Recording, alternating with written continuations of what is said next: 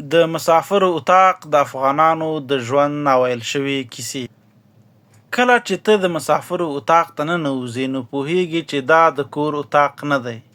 په کور کې هر څه خپل ځای لري، خو دلته هر څه شریک دي. په کور کې توشکونه یو رنګ وي، د پردو رنګ برابر وي، دیوالونه د خپل لاس د ذوق کیسه کوي. خو د مسافرو اتاق کې هیڅ توشک یو رنګ نه وي. یو توشک سور، یو شین، یو زوړ چې کلونه یې ژوند لیدلی، یو نوی چې لا درد نه پیژني. خو دا توپیر د رنګ نه دی، دا د انسانانو د کیسو توپیر دی.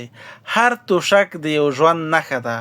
یو د هغه سړي چې سهار له لمر مخکې پاڅېږي، په یخنۍ کې کار کوي، په ګرمۍ کې خولې تویوي، یوازې د دې لپاره چې ماښام حلاله ډوډۍ له ځان سره راوړي.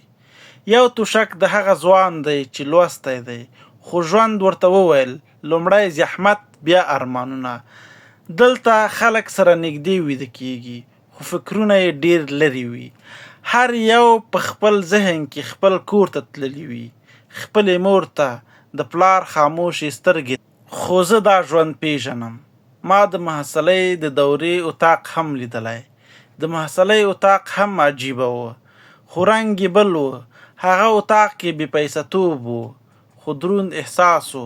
محصل به کله کله په جیب کې پیسې نه لرلې، خو زړه او ژبې یې پاچاهي کوله. هغه به د سبا درس ته فکر کاوه، کتاب ته، امتحان ته. شپې به سختې وي، خو ذهنونه روښانه وو. انسان به لوږه حسوله، خو خجالت نه، ځکه پوهېده دا موقتي دي. د محصلۍ اتاق کې هیلې ډېرې وي، خو دردونه لږ. هلته انسان د سبا لپاره ژوند کاوه. خو د مسافرو اتاق بل رنګ لري. دلته پیسې شته، خو زړه تنګ دی. دلته کار شته، خو ستړیا ډېره ده. دلته انسان نه د سبا لپاره، بلکې د نن لپاره جنګېږي.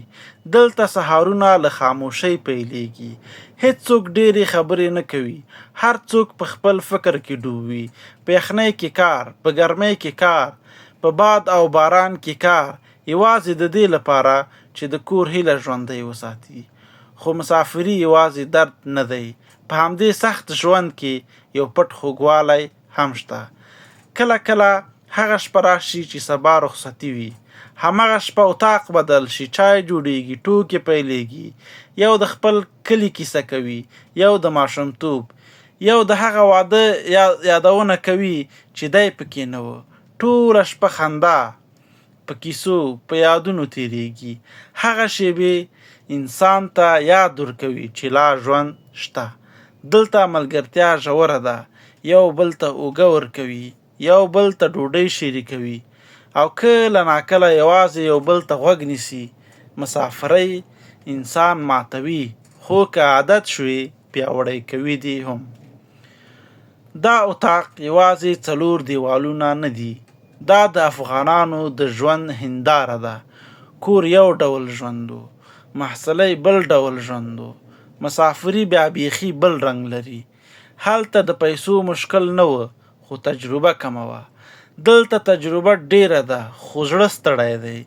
خو سره له دې هر څه افغان لا هم ولاړ دی، کار کوي، زحمت باسي، او د خپلې کورنۍ هیله پر اوږو وړي. دا د مسافرو اتاق دی. سخت خو رښتینی، دردناک خو انساني.